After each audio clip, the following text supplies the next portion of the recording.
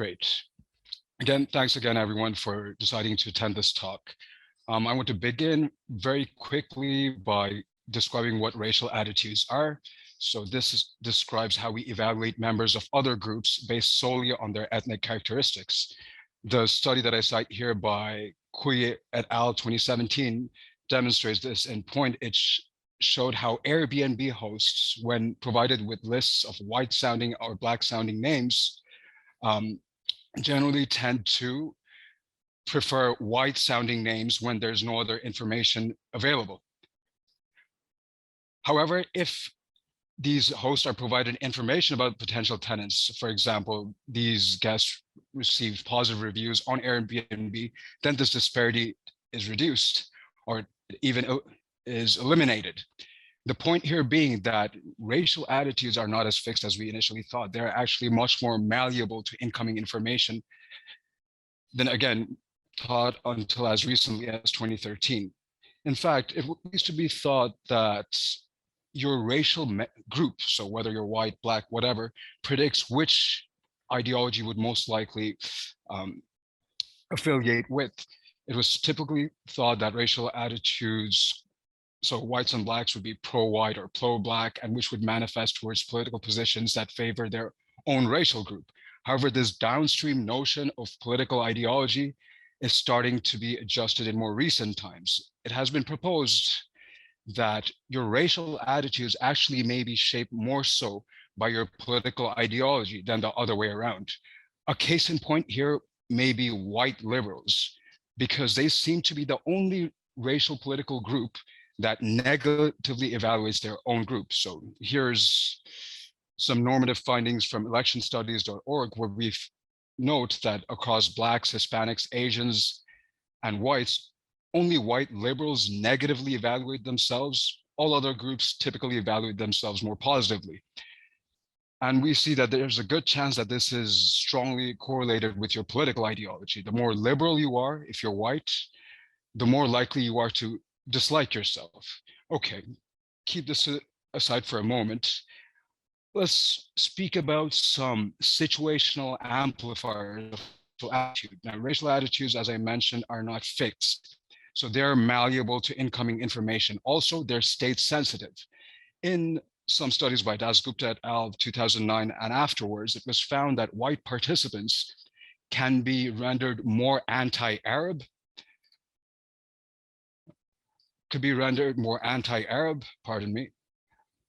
if they're angered, or interestingly enough, they can be more negatively biased towards homosexuals if they're disgusted. So the content of the emotion matters.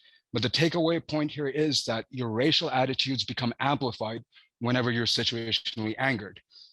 Now, a lot of these earlier studies typically involve white participants. Also, they typically involve the induction of negative moods via narratives or discourses. So if I were to ask any one of you to recall a negative memory, there's a good chance that the memory you recall to induce negative affect would have an attribution target, as in it would include a person who you could attribute blame to, or an event or some circumstance where you clearly know who is to blame.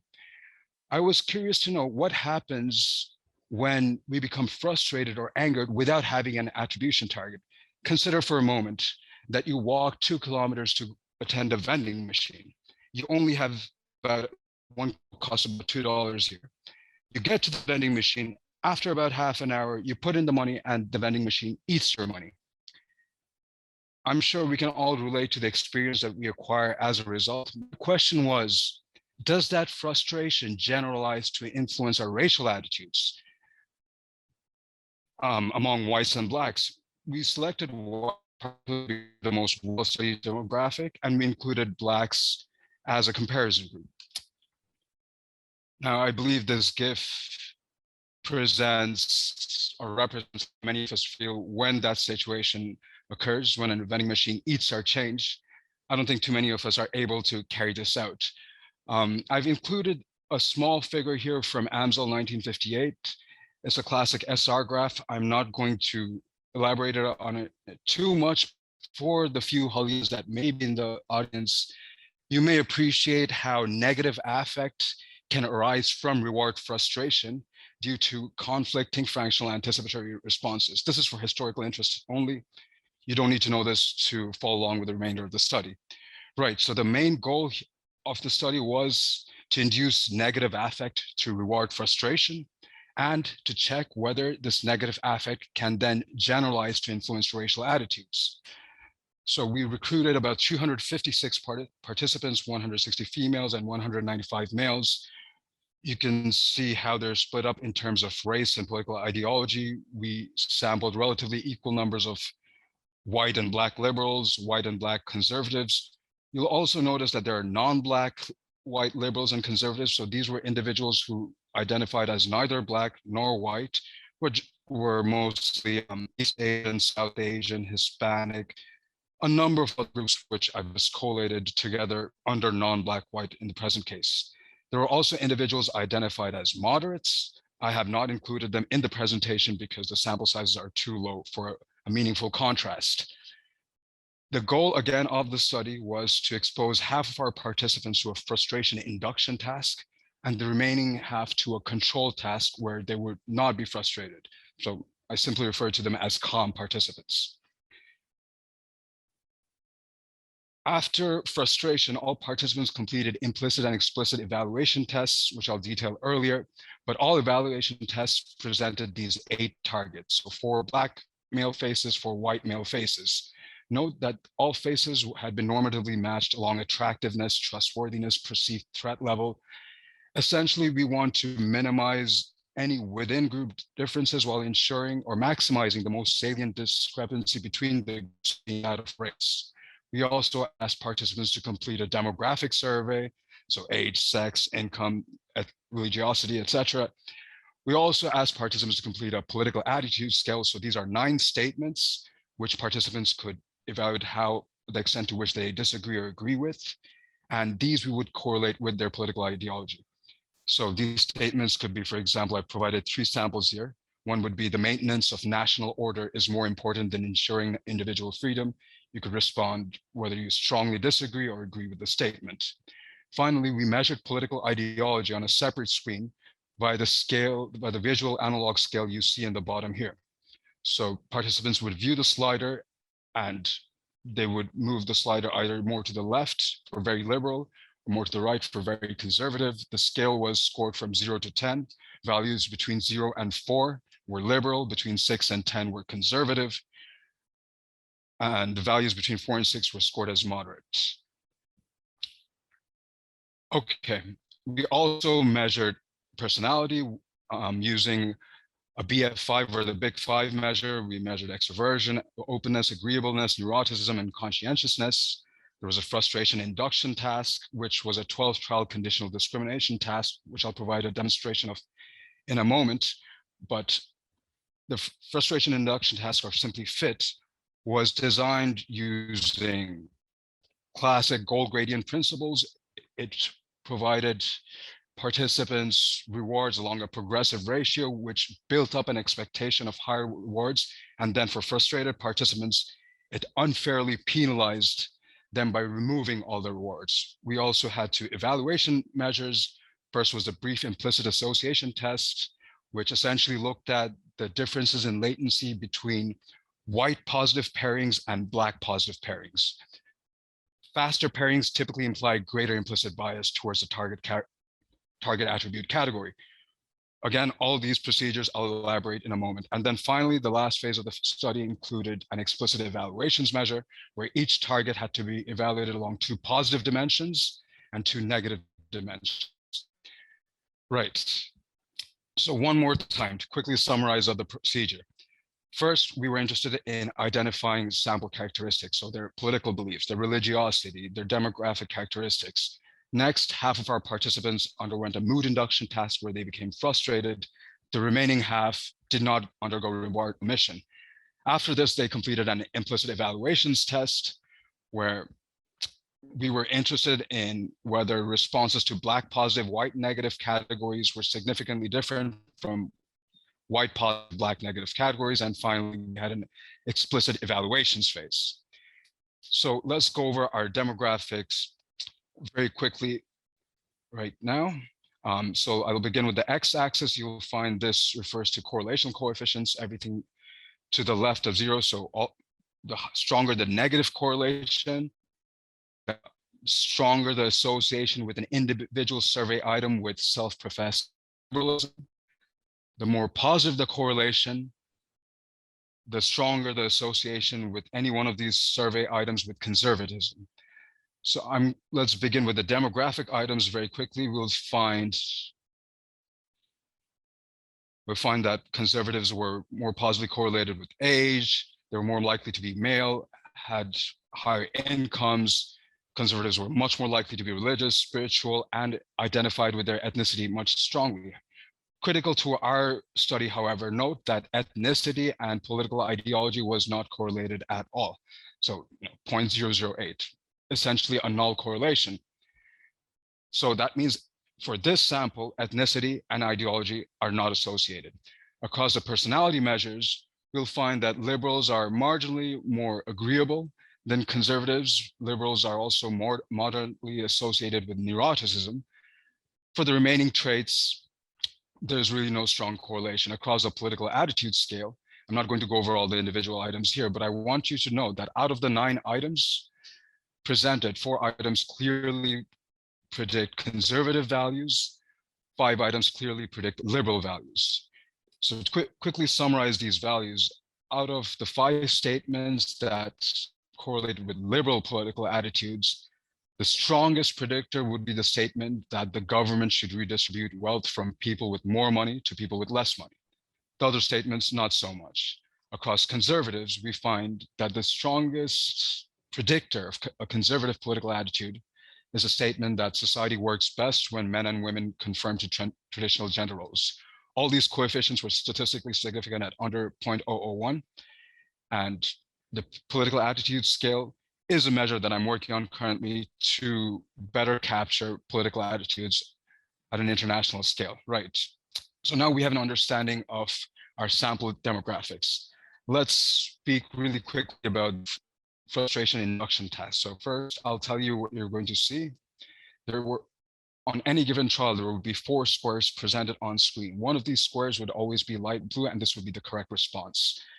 I think it's best if we go over the demo. So after this would be the instructions, the first trial, blue response correct, green check mark, blue response correct. So whenever they select blue, it's always correct. At I believe the 5th, 8th, 9th, and 12th trials, they would also receive a message stating, first you won $3, then you won $5, etc. By the way, any selections outside of blue or any selections that are not made within 3 seconds are scored as too slow or incorrect.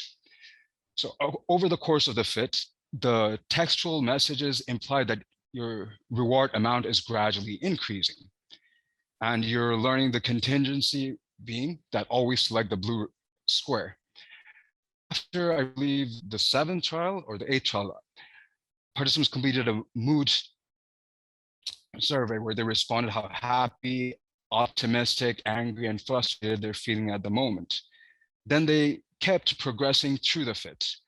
This is the version which the experimental group underwent. You'll note on the very final trial, they selected the correct response. However, they still view a red X and view the message that they have lost all their earnings. Obviously, we would assume now that participants would generally feel more angry and less happy. And if we look at the raw data, this is indeed the case. So I would like you to direct your attention to the top half of the panel. Light blue and red represent calm and frustrated conditions. Each facet represents a unique ideological and racial group. So conservative blacks, non-blacks, whites, liberal blacks, non-black whites, and whites. The x-axis represents the 4 mood dimensions, the first 2 being angry and frustrated, the latter 2 being happy and optimistic. We can see that almost across the board, participants who were frustrated were less calm and less happy, whereas more angry and more frustrated relative participants who did not undergo the same manipulation. When we ran 2 sample wellness tests, we find that most of these effects are significant. So for whites, conservatives and liberals both become significantly more angry and frustrated and significantly less happy and optimistic. For blacks, we find that both conservatives and liberals become significantly more angry and frustrated, but happiness and optimism doesn't seem to be statistically affected. The strangest effect seems to be for non-Black whites, because we find that conservative non-Black whites did not seem to get frustrated at all, whereas liberal non-Black whites did report experiencing greater frustration.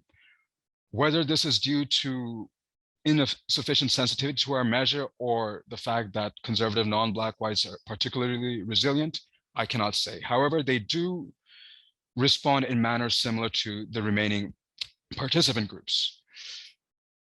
There are some supplementary effects if any of you are interested in racial differences or gender differences within the contrast described earlier. I've elaborated this quickly on the slide here that you can look at over your own time. Now, after participants completed the FIT, they underwent a brief implicit association test. Without getting into it in too much detail, what you should know is that on every trial, you would view a face or an attribute in the center of the screen.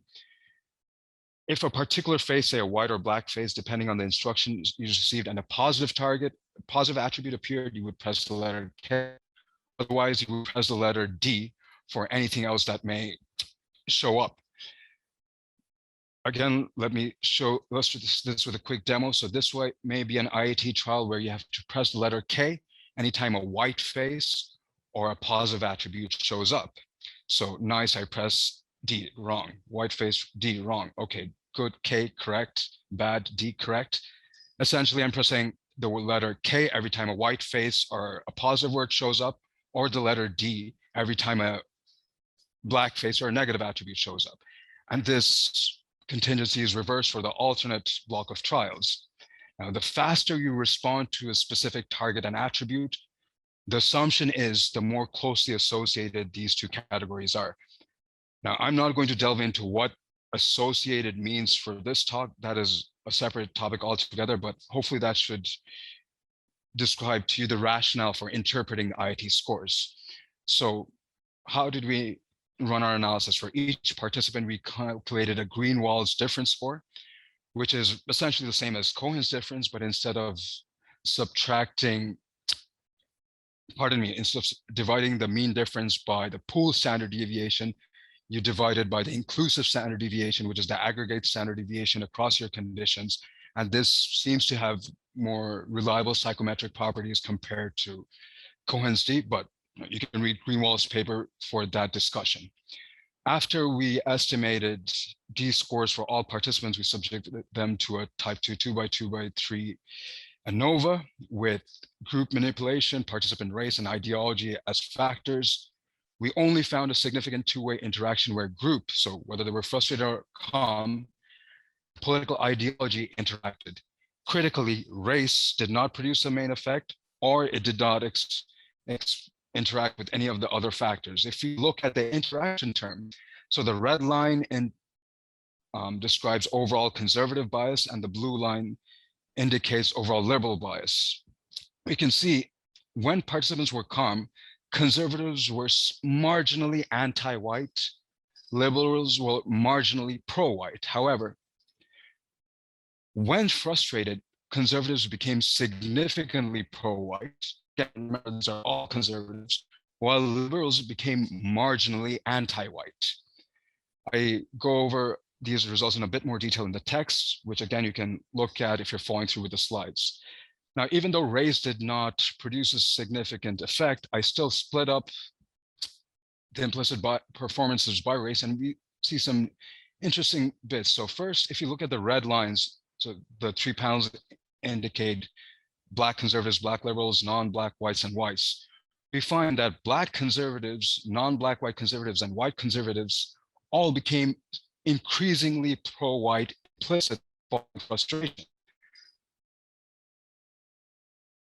For liberals, however, non-Black white liberals and white liberals actually became less pro-white, with whites becoming more anti-white. This is indicated by their negative D-score. Black liberals provided an interesting performance because even though Black liberals still remained anti-white when frustrated, compared to their calm state where it produced a mean D-score of -0.18, now it was -0.04. Okay, so our takeaway is that conservatives almost across the board become more pro-white when frustrated. Liberals become more anti-white, at least for non-black, white, and white liberals. Now let's speak about the explicit evaluations task. I mentioned earlier that each participant evaluated each of the targets described above along 4 dimensions. 2 of those were positive, 2 of those were negative. So participants would view, say, a face and does it seem trustworthy, and then respond from not at all to very much. And similarly, they would view each target independently with one of the 4 dimensions, 2 being positive, 2 being negative. Once we had acquired all the scores for each participant, I estimated Hedges G scores. This was taken from Lakin's 2013. I've included the formulation here.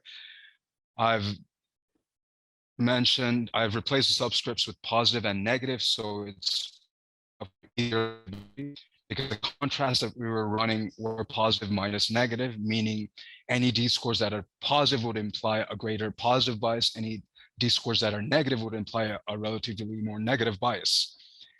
Now, across explicit evaluations, we found 2 clear patterns.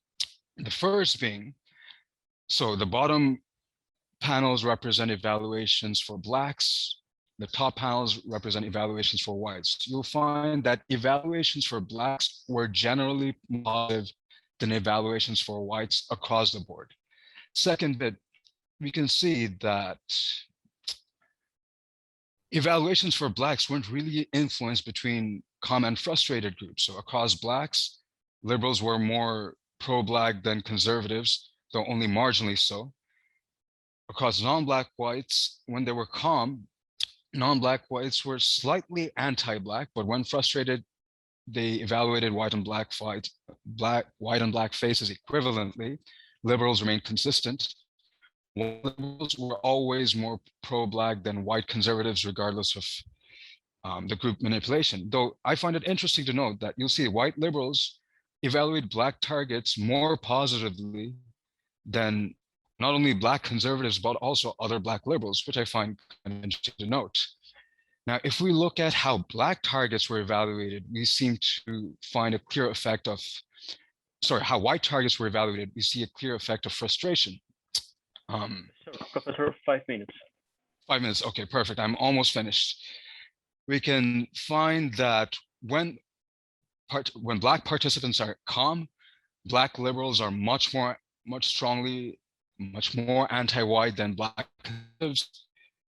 And when these individuals become frustrated, liberals are still more anti-white than black conservatives, but less so.